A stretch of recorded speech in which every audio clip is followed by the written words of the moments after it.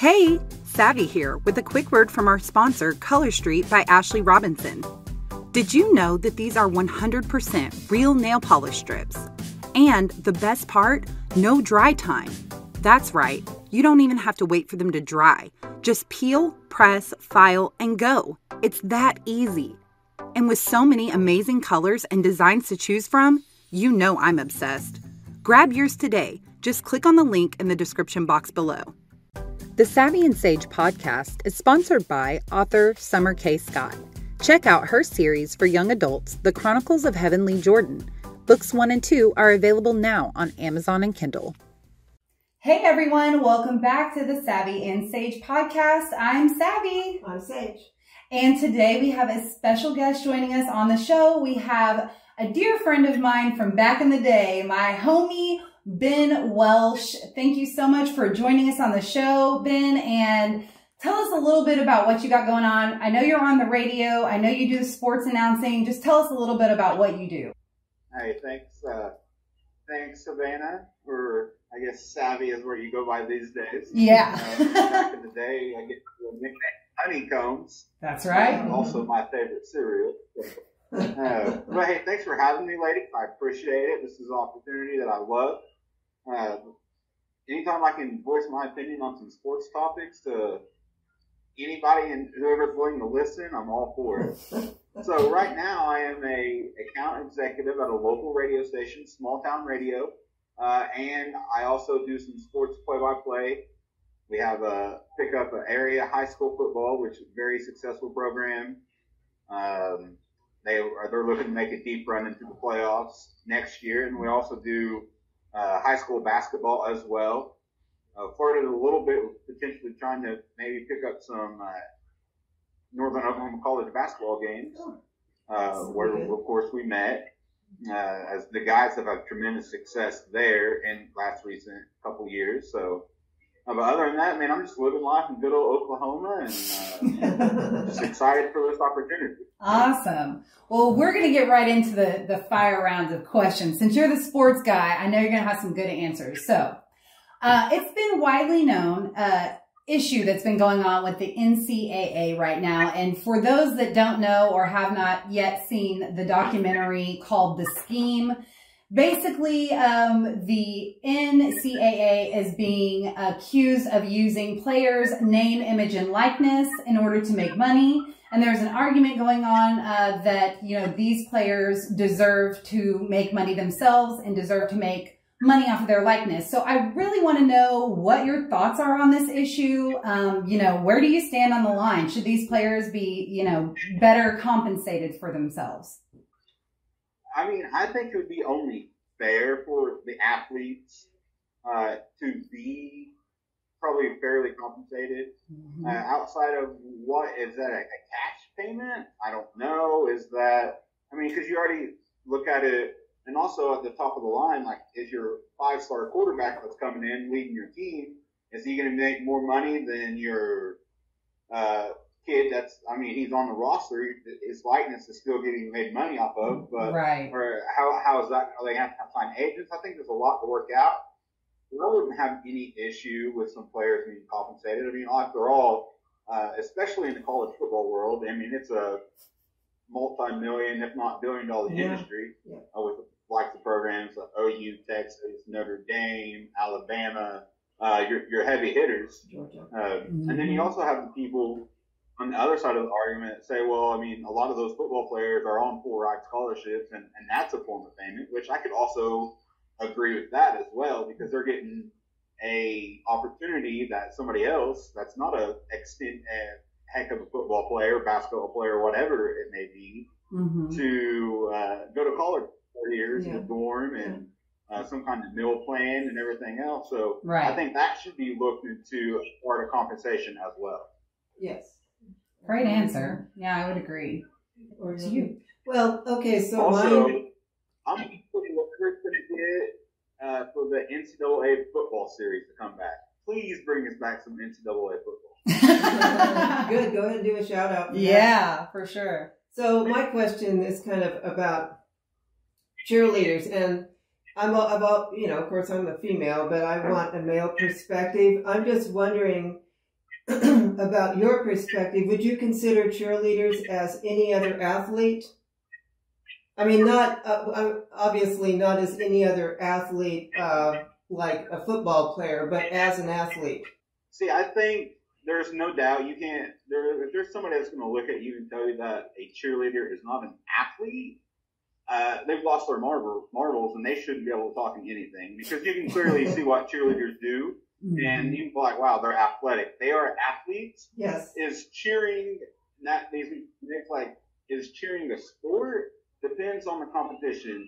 The football girls that are out there that are just like shaking pom-poms, pumping up the crowd, yes, they're athletic, but I would consider that a sport. But on the other hand, and I know a lot of them are the same, especially in like small towns and everything, but they also have cheerleaders that go out and compete for competitions. I would consider that a sport, but not the cheerleaders that just go to sporting things or their job is to pump up the crowd, if that makes sense. Well, it makes sense. Yeah. I guess there was an expose done. I know there's expose done for the Dallas Cowboys cheerleaders, for getting just a few little compensation awards and maybe, I don't know, some trinkets or something like that and a little bit of pay. And they are currently rebelling against that, and other cheerleaders of other football. I'm thinking just of football teams. But I was just wondering if you have any personal stories that you know of maybe, having to do with whether or not, or maybe even knowing a cheerleader that's like, this is whacked out, that I'm not getting anything more than, oh, well, here you have extra, stellar pom-poms or something just because you're out there. It just seems like there's less respect for what they're doing than what they're expecting to get from others. Yeah, especially on an NFL level. Yeah. I would agree with that. I mean, look at the major sports, NFL, and I'm going to throw in the NBA. Two of the most known girls out there are the Cowboy girls, the Dallas Cowboy cheerleaders. Yeah. And then in the NBA, you have the Laker girls. Yes. And that adds so much to the brand, whether anybody wants to admit it or not. You can't tell me that the Dallas Cowboy cheerleaders do add to the brand of the Dallas Cowboys. Absolutely. Which I believe Forbes is they do their annual franchise list that's worth the most money or whatever, and Dallas Cowboys is ranked number one. So I honestly believe that the cheerleaders that are on like the Dallas Cowboy girls and do professional, or they're entertainers. They deserve to be paid far more than they are paid currently from their organizations. 100% there. I would agree with that. Yeah, I like your answer, especially when because I hadn't thought of it that way. But I like your answer in regard to them being an important part of the brand, because they really are. I like your male perspective on that.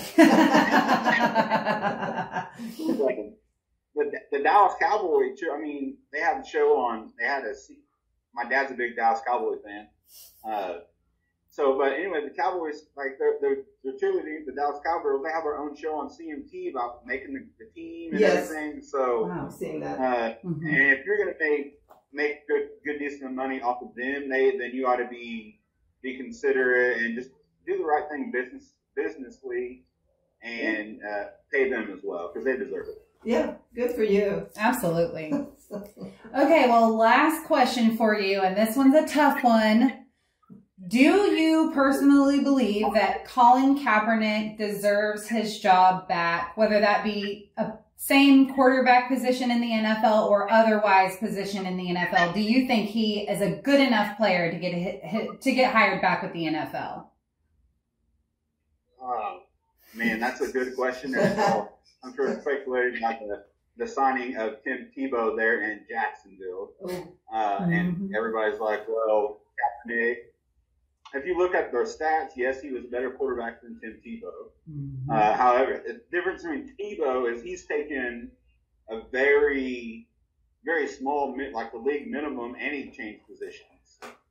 I honestly believe that if Kaepernick really wanted to be in the NFL right now, he could be playing in the NFL right now. I did a little research.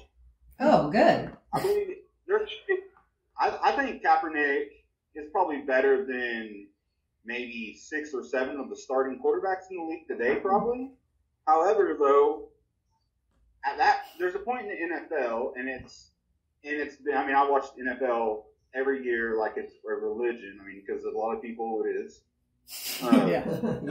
So Nick, I think he's making way more money not playing football right now than what he would be if he was playing football. First of all, so by him taking the knee to once he's sacrificing, decides he's not getting to play a game, he's making way more money off Nike and endorsements and so on and so forth. So I don't think he's sacrificing anything. Also, 2019, the NFL put on they hosted a tryout for him, and then he staged it himself and didn't show up to the original event and went somewhere else. Yeah. I heard about that. So once again, that's not his fault. Yeah, I heard about that. John, towards Kaepernick's release in San Francisco, they tried to do a sign and trade with the Broncos, and Denver. John Elway was running the show there in Denver at that point in time.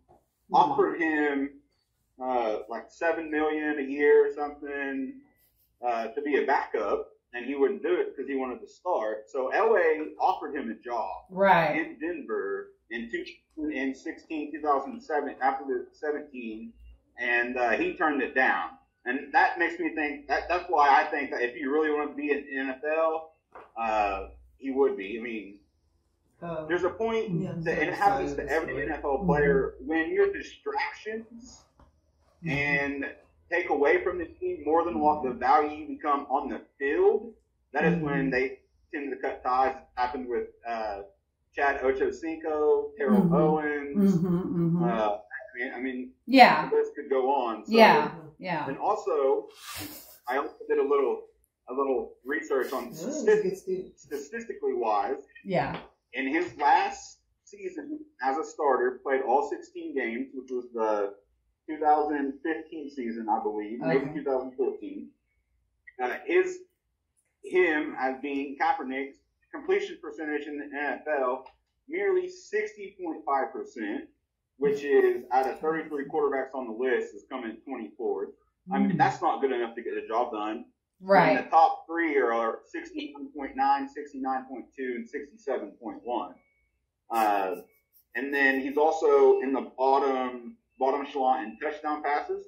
However, he doesn't turn the ball over. So in the NFL, that's great. He takes care of the football. But he just doesn't have numbers otherwise that would because I mean, let's get honest. If somebody signed Kaepernick to a deal tomorrow, they're going to get a lot of press, a lot of distractions. Yeah. And coming in as a backup role player, it's just, I think honestly, it's not worth the headache. I don't think he's being blackballed, as many people say. I just think a lot of GMs and executives, it's worth the headache that he's going to bring into the locker room. Well, I hear that, and I agree with you 100%, and I think that was a great answer, and I mean, that sums it up right there. I mean, at the end of the day, it sounds like he's doing what he wants to do, and he's doing even better for it. So, so good for him, huh? You did a lot of research, Ben.